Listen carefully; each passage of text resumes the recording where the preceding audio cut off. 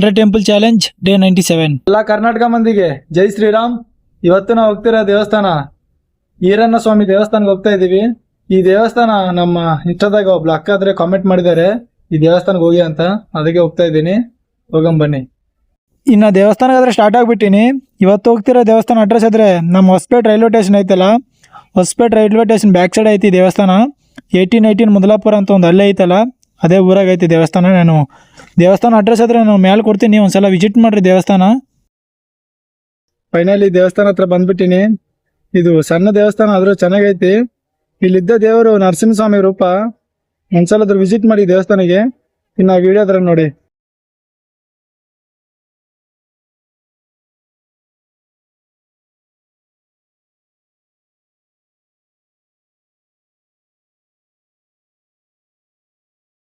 ಇನ್ನು ಶ್ರೀ ಉರುಕುಂದ ಈರಣ್ಣ ಸ್ವಾಮಿ ದರ್ಶನ ಮಾಡಿಕೊಂಡು ಇವತ್ತು ಡೇ 97 ಕಂಪ್ಲೀಟ್ ಮಾಡಿಬಿಟ್ಟೆ.